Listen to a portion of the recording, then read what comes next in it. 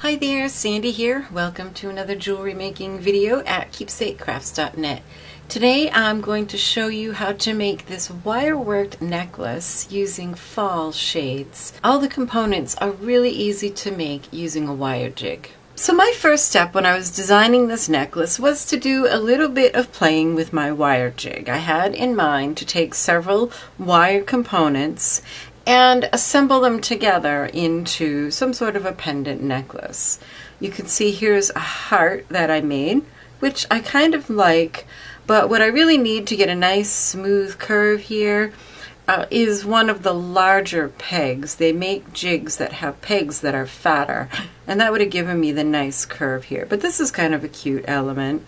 And this one I had in mind to do long sections that I could add beads to. But that's kind of a fail, and I just abandoned that idea, although I might revisit it at another time. But what I ended up with were these components. I really liked the long tapered teardrops at the ends, and then the several loops going around. I just thought it was a really pretty, graceful shape. And you do that on a wire jig, and I've shown you how to use one of these. I made a Friday Findings video on using wire jigs, and I'll explain a little bit more later. Now I used 22 gauge wire to make all these pieces just so that it was a little bit easier to manage. And then I went ahead and made several pieces and started playing with putting them together. There are so many different configurations. I had in mind something like this for a necklace pendant, and then I could have crystals dripping off of these loops.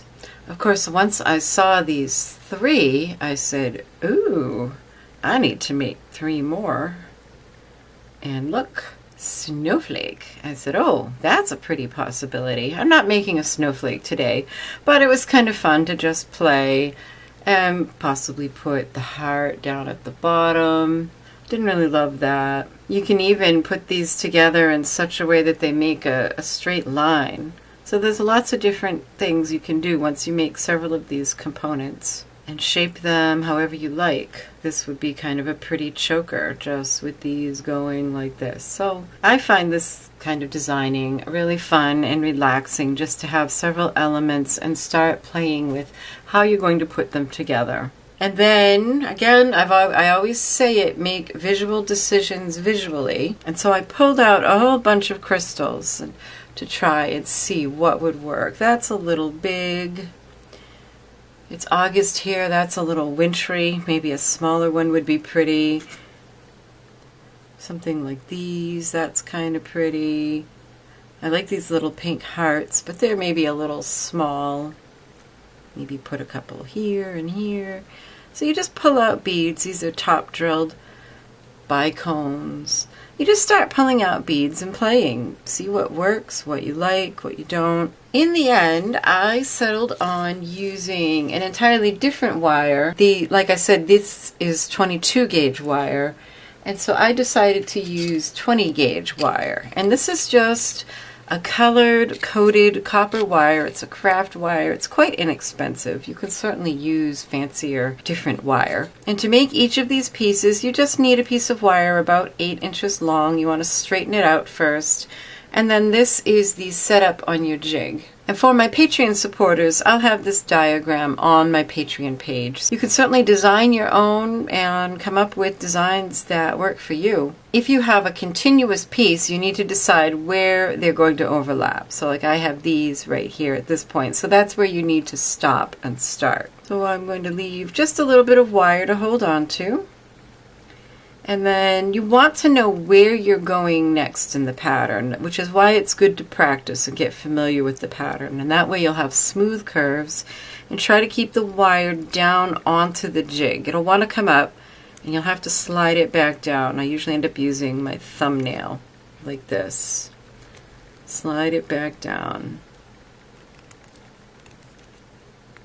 And sometimes it works best to actually move the jig rather than the wire. And you just keep a nice tight tension, push down on the wire, give it a nice firm tug before each new loop, And I could see here I left a little bit too much wire excess to begin with, and I actually ran out. Sometimes you have to pop out a few of the pins before you can get your piece off. And then you'll want to take a little bit of time with some round nose pliers and get those first and last loops just right, really nice, just the way you want them. Make sure when you're trimming this coated wire that you have nice, sharp flush cutters, because otherwise it kind of chews up that coating and makes a mess of it. And then I'm going to take nylon jaw pliers and flatten the piece out. So where all those loops cross and you could see it's got some dimension, you want to take your nylon jaw pliers, and those won't mar your wire, and just flatten them all out. And then take a little time to do some shaping. You want the two loops that meet to be the same size, and then you want to take a minute and shape your piece. And here are a few more I made earlier. And then you can just arrange them however you've decided to arrange your pieces. I am going to have these three like this as a center.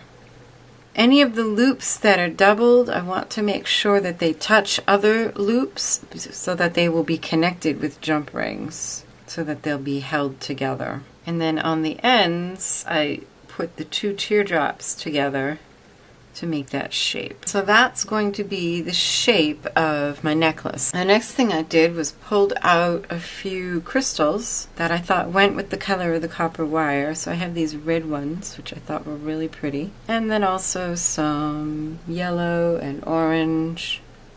Now, while pinch bales would be lovely and decorative, I don't have them in the right size or shape or color.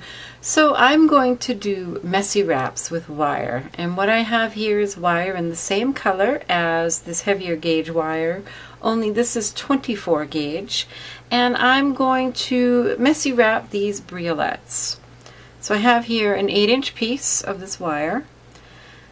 And I'm going to put it into my briolette and leave about an inch. Let me move this a little for you. Leave about an inch sticking out one end, and then bend both ends up so they are parallel.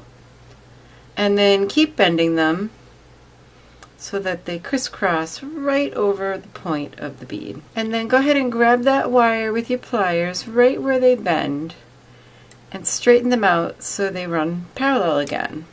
Then grab both wires with chain nose pliers and make a 90-degree bend. And I don't like to make this too far from the tip of my bead because I've got a lot of wire wrapping to go. I like to wrap all the way down to the bead holes, so I don't want it to be too much. Next, I'm going to tuck in my round nose pliers, and notice I have both wires in there.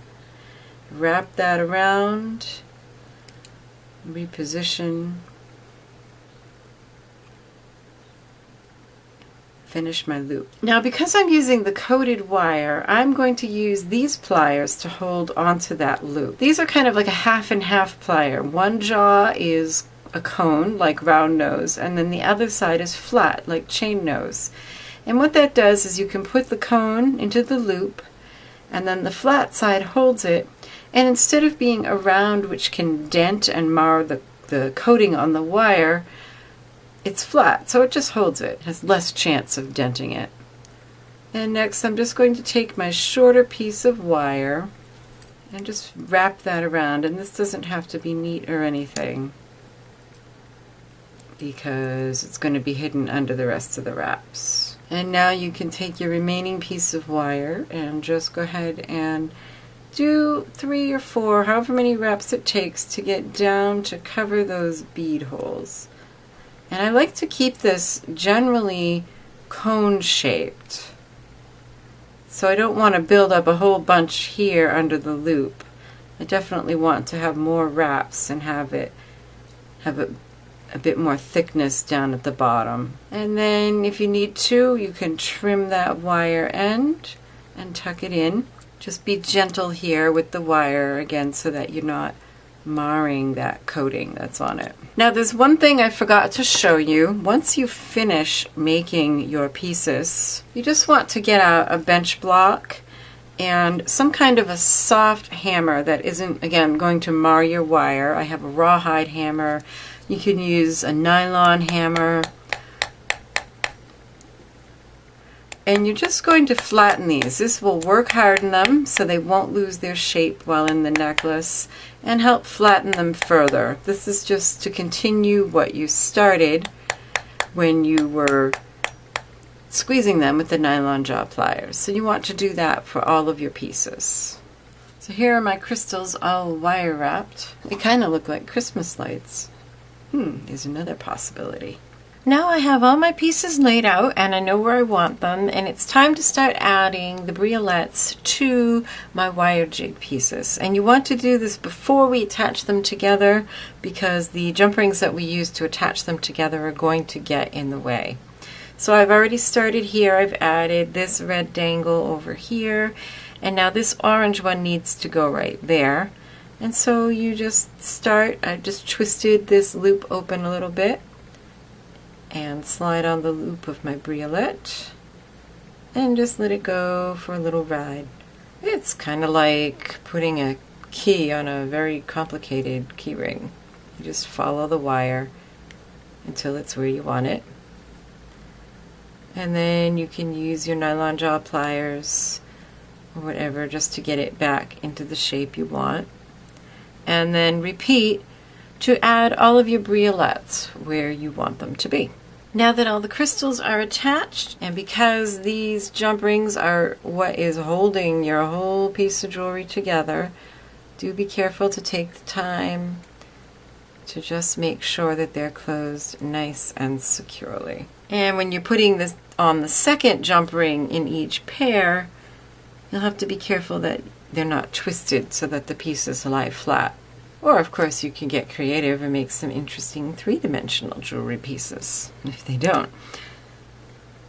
So you just keep going like that, attaching them all together with jump rings. So here I have all of my pieces connected, and you can see how it holds together as a single unit.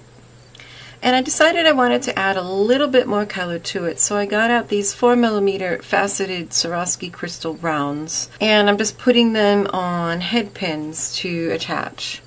And I'm using my one-step looper to make loops in the head pin wire. Now if you like this video, please be sure to share and give a thumbs up, and subscribe if you want to see more. I upload new tutorials every Tuesday and Friday. So here's my second one, and I'm just going to hang them in a couple spots, like right here, and make sure those loops are closed securely so that I don't lose my crystals. It's always my hope that you really enjoy these tutorials, and of course they're free, but if you've benefited from these videos, consider becoming a patron. You can support this channel with as little as $1 a month, or whatever you can afford, really. And there's some great rewards for people who support. Those who support actually get an opportunity to receive some of my jewelry for free. And you can check out my Patreon page for details. It's linked at the end of the video and also in the description box. So I'm just going to go ahead and finish adding these crystals. I think I'll put one here and here. And then I have a bit of chain that I cut in half and added a clasp in the middle. And I'm just going to add that to these end loops, and the necklace is done. So if you're interested in the supplies I use, there's a link in the upper right in the description box to go to my blog post. Don't forget to subscribe if you haven't already, and check out my Patreon page to help support these videos. So here's another look at the project we made. I hope you enjoyed it. Thanks for watching. Happy creating. Bye-bye.